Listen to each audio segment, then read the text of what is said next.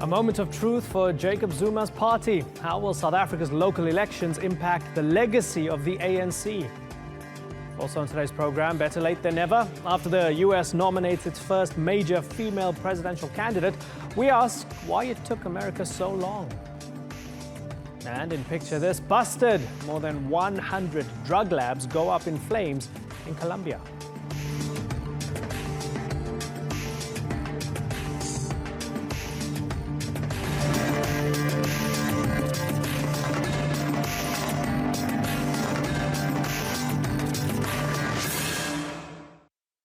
Hello and welcome to the Newsmakers with me, Imran Garda.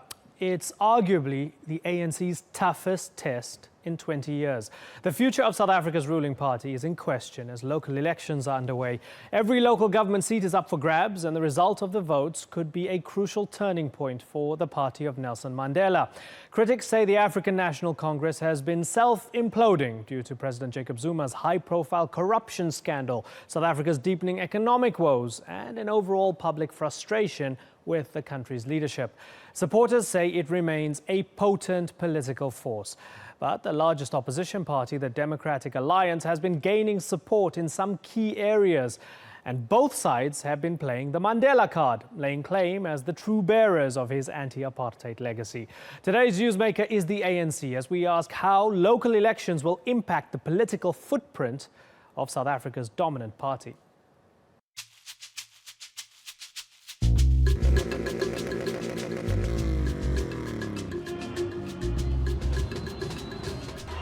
Local elections don't normally take political centre stage, but Wednesday's vote in South Africa is viewed as a referendum for the ruling party, the African National Congress, and for its leader, the president of the country, Jacob Zuma.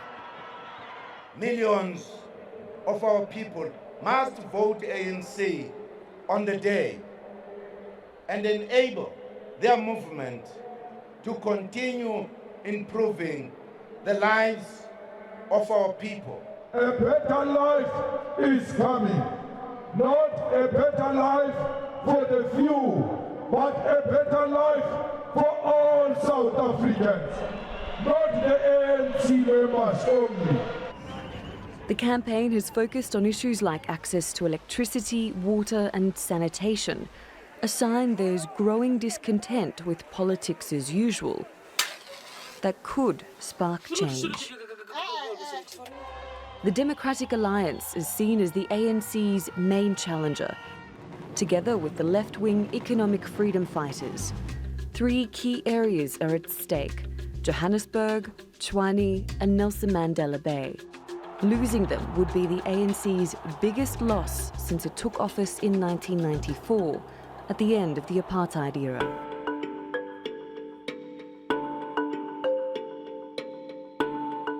Nelson Mandela will forever be linked to the ANC, but his legacy is not. His name and message are now being used by opposition parties. Let there be justice for all. Let there be peace. Let there be work. Let there be bread for all. With more than 1 in 4 South Africans unemployed and a stagnating economy, the opposition is calling for change.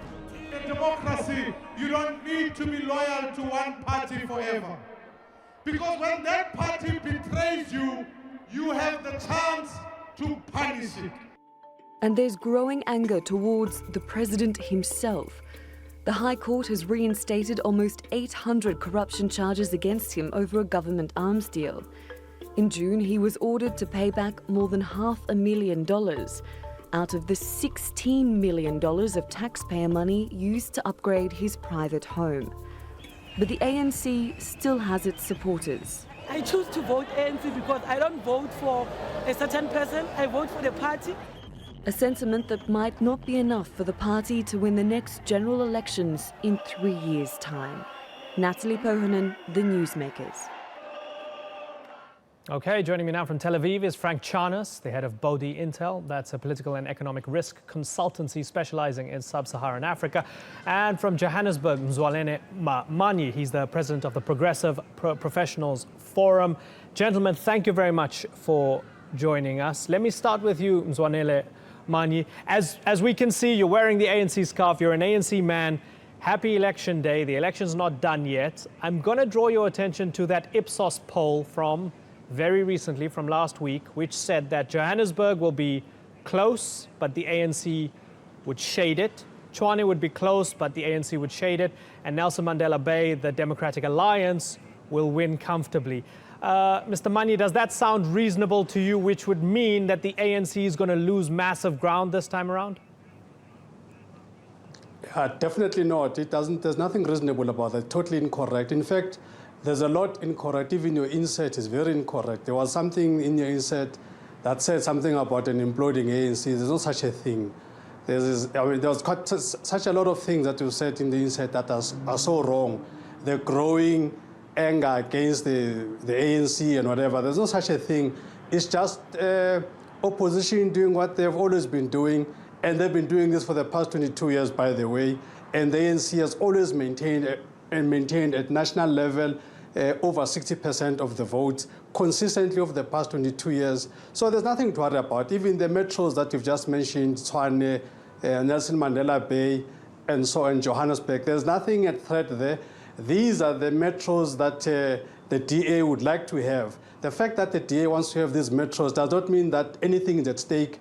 DA will not get these metros. These metros will continue to be in the ANC hands because most people that live in these areas believe strongly in the ANC and nothing has changed. But I didn't say that DA was going to get those metros. I said that the ANC was going to lose ground. I'm just making the point. Sure. But you sound awfully defensive when you say that growing anger, just mentioning growing anger against the ANC means that somehow we're biased or so. Are you saying there's no anger against the ANC? There's no division in the country whatsoever? Everybody's happy? There is a lot of noise from the opposition as usual. So when that happens, we cannot do a summary and say when 22% of the people are angry and say the country is angry. It's only a small portion of they have a duty to be angry because they are opposition. They have a duty not to see anything right by the ruling party. So when that happens, it's totally incorrect to then come up with a summary and say that is a country position. It's not a country position. The overwhelming majority of the people in South Africa are supportive of the ANC. So let's take that point that you make, that the overwhelming majority voted for the ANC, support the ANC. Let's pose it to Frank Charnas. Are we underestimating the ANC when we look at that 2014 general election? When the ANC was expected to take a hit, it got 62% of the vote. That's 11.4 million votes, more than 7 million more than the closest challengers, the DA. That's a massive amount of popular support.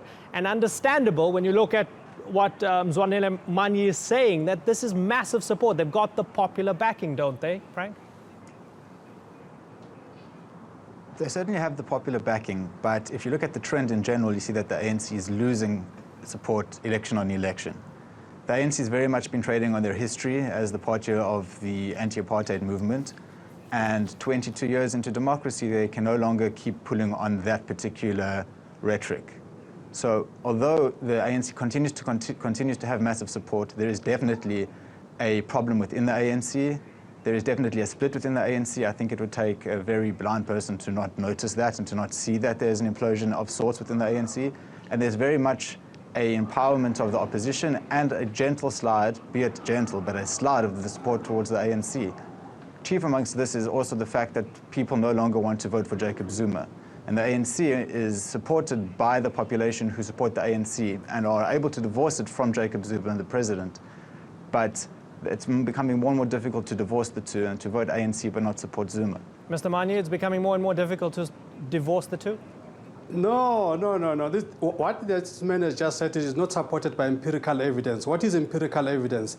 Empirical evidence is that when we started in 1994, the ANC only had about seven provinces. As we speak today, the ANC has got 9 provinces in the country. The recent by-elections that we've had of local municipalities, even there, the ANC just cleaned up the tables. There's no empirical evidence to support what he's saying. President Zuma, as the leader of the ANC, wherever he goes, you can look at the visuals, wherever he goes, there's no place to stand. Recently, in this past weekend, we had a rally at the stadium. The ANC filled up 2 stadiums. The one stadium had a sitting capacity of 62,000. It was full. We had to go to another stadium with a sitting capacity of over 40,000. Even that was full. And Sure. President Zuma was always Mr. Manyi, the last time we had you on the program, there were massive protests in multiple cities in the country against the president. So we can point to those as well, can't we?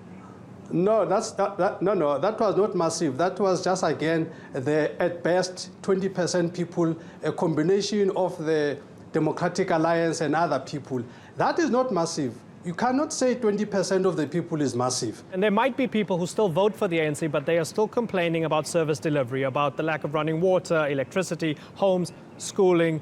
Now, all the government has to do is to provide the bare minimum, doesn't it? And do it clean and do it without corruption. Why has the government thus far, and I'm talking about ANC voters and non-ANC voters who are disgruntled, why has the government thus far failed to do the bare minimum for these people? Yeah.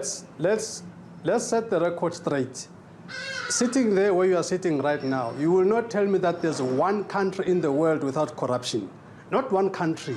Not in the UK, not in the US, not in the East, nowhere in the world. So corruption is a world problem. It's not an ANC problem. It's a world problem. So until we've solved corruption worldwide, you can't blame the ANC for that. I'm trying to point you in the direction of the South African economy. You're talking about global corruption. You don't want to answer my question, that's fine. Frank Charnas, tell me about this perception that the Democratic Alliance, despite Mmusi Maimane being the leader, is still the party for white people, and it's still an elitist party that can never have proper backing of the masses. Yeah, no, it will never, because this is perception that I believe is created by people like Mr. Manyi, who won't let me speak. But this is a perception that has been created by the ANC, who continue to point to apartheid. 22 years later, they're still using apartheid as an excuse, and it's no longer an excuse for the ANC failure to deliver. While the DA definitely has its weaknesses, the DA has its problems in the Western Cape. I don't speak for the DA, and I'm not representing the DA here, but the DA has been labelled by the ANC very effectively as an apartheid party, or as a party of the whites in South Africa. I don't believe that this is the case. I'm not sure that the DA will yet have the mass appeal that, say, the ANC has, or that the EFF could have going forward. But I don't believe necessarily that the DA is an apartheid party or a party of the white population. We see that they're growing in support. We see their support growing. We see the ANC losing support slowly. Mr. Manyi, do you recognize Mmusi Maimane and the DA as legitimate opposition with proper appeal? No, of course, they are a legitimate opposition, but they will never have the mass appeal, because they continue to be a racist organization. They have policies that are racist. There is no way the DA will cross the threshold of 30% in South Africa. Never. Even the people that are there, when you talk to them, it's just because others, it's people that have to work for people that own firms, and most people that own firms in South Africa are DA people. So it's a survival issue. It's nothing genuine. DA will never and does not have the appeal of the masses of this country. Sure. Could you give me an example of one of their racist policies? For instance, if you look at the issue of employment equity. Employment in South Africa, we have employment equity, which is a law in this country, which seeks to equalize, to create a level playing field. The DA is against this policy purely because this policy is focusing on race, and because we're focusing on race, the reason for that is because the apartheid was a race-based oppression system. So in order to correct that, you've got to focus on race, because it's black people that were oppressed. The DA says, no, if you focus on black people, you are being racist. Let's focus on everyone. In fact, what they're actually saying is that let's maintain the inequality and just lift the base. So that is a very racist thing, because what the DA wants, they want to entrench white privilege, they want to entrench white ownership, They want to entrench everything. They don't even want the broad-based BE that creates millionaires, black millionaires. They have a problem with wealthy black people. All they want is black people that are just pure workers. Okay, you made your point. Very racist stereotype. Okay, let's get Frank Charnas in for a final word now because we are running out of time. Frank? If we're looking at the party that's entrenched white privilege, that's entrenched a society in an economic apartheid, then you have to look at the ANC. They have their record to go in, and we can see that inequality has got worse in the country over the past 22 years. So you can't point and say that the DA wants to create inequality. The ANC has created inequality. The ANC, I don't believe, was born corrupt, but we see that its neoliberal policies, its desire to withhold, its underwritten policies by the wealthy, it's become corrupted. The ANC has become corrupted, and the ANC has to answer now, and will have to answer in the next general elections, for a failure to deliver the services that it promised. Okay, Frank and Mzwanele Manyi, thank you very much, gentlemen. Frank Charnas and Mzwanele Manyi, it's been great to talk to you. Unfortunately, I've got to wrap.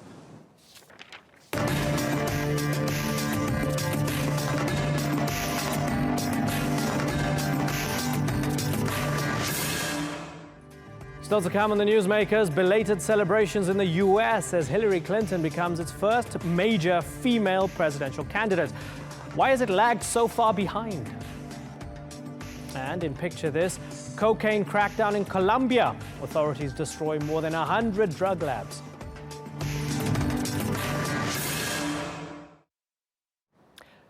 A woman's place is in the House.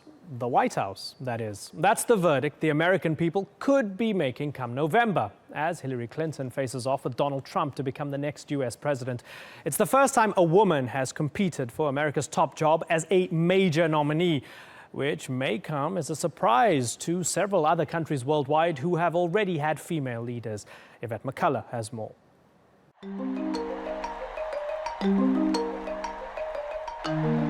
Celebration and recognition of a major milestone. Women are the answer. We're half the population. We're everywhere, and we matter. We're with Hillary. A huge crack in the ultimate glass ceiling, with Hillary Clinton becoming the first female presidential nominee for a major US party. All our sons and daughters now take for granted that a woman can be president of the United States. For decades now, we've seen females leading countries across the world, from Asia to South America, Europe to the Pacific. So why has it taken until 2016 for a female to get a real shot at the White House? It's been more than 140 years since the first female tried to run for US president.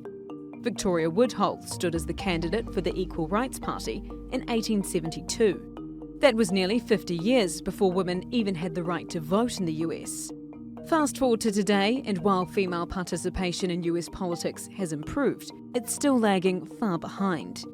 Less than 20% of US Congress members are women, ranking it a dismal 97th in the world for women's representation. Only 37 women have been elected or appointed governor since 1925, while 46 women have served in the Senate. And just 2 have unsuccessfully run for vice president, Geraldine Ferraro in 1984 and Sarah Palin in 2008. The barriers to females entering US politics is a systemic issue.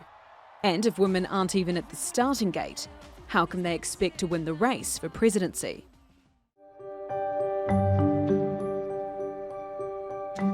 Politics is seen as the oldest and biggest boys' club.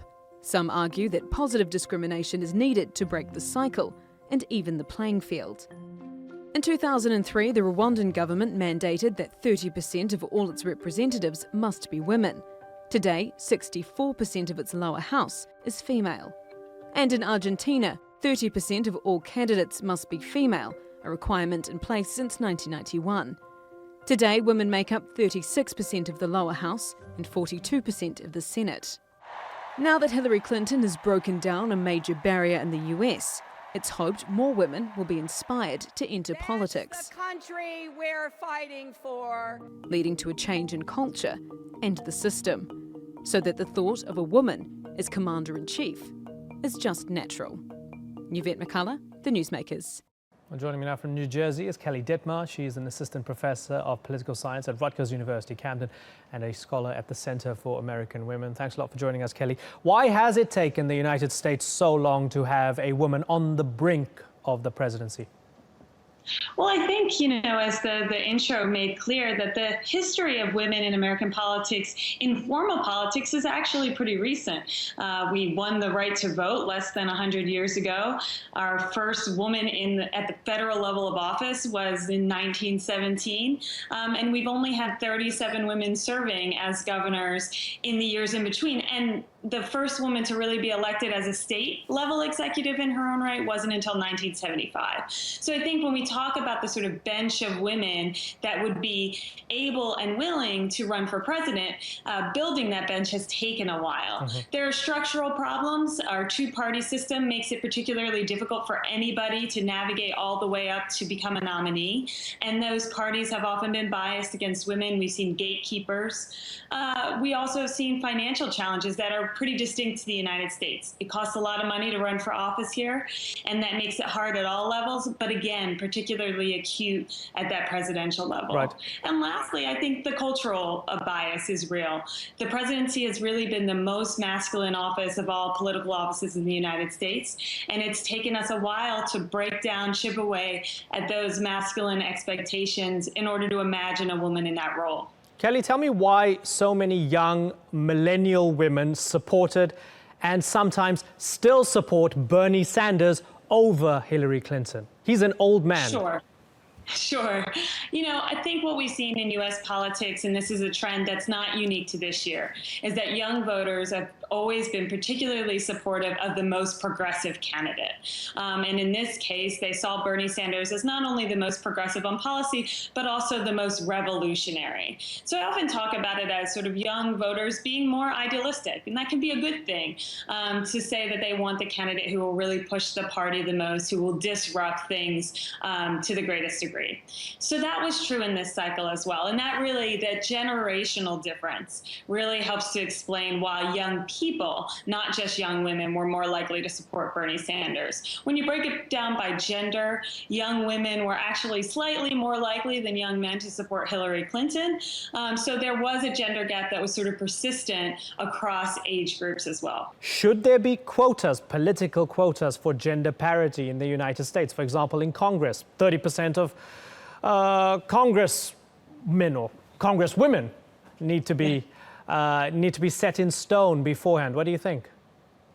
I think that for those of us particularly who work on advancing women in American politics, a quota would in some ways be one great solution. But we also know that it's highly unlikely to happen in the United States. There's been really no openness to the sense of having structural quotas, at least for office holders. Where we've seen some movement is to have some sort of quotas for party leadership or to try to push and encourage some greater gender parity laws in party structures. That might help to get women in the pipeline and then make it more likely that they can get into office. So I think quotas are difficult. That's a sort of high reach, but there are other things we can do. We know from our research at the Center for American Women in Politics that encouraging women to run for office is step one, and encouraging them, we need to make the case for why being in office matters and why having women's voices at the tables matters. Okay, it's been great to get your expertise. Kelly Dittmar, thanks a lot for joining us. Good to talk to you.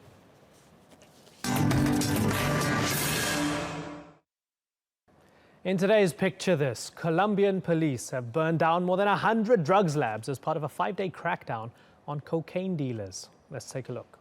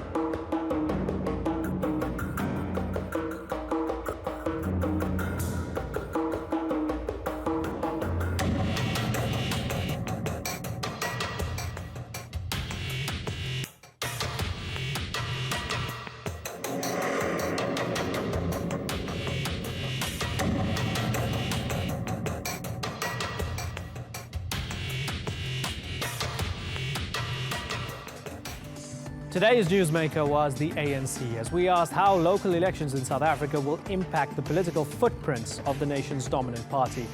Critics say the African National Congress has been self-imploding because of President Jacob Zuma's high-profile corruption scandal, South Africa's deepening economic woes, and an overall public frustration with the country's leadership. Supporters, like our guest Mzwanele Manyi, says it remains a potent political force. Now, every local government seat is up for grabs. The result of the votes will be a pivotal test on whether the party of Nelson Mandela can keep its grip on power or lose its majority for the first time in 20 years. You've been watching this edition of the Newsmakers with me, Imran Garda. As always, thank you for watching. See you soon. Bye-bye.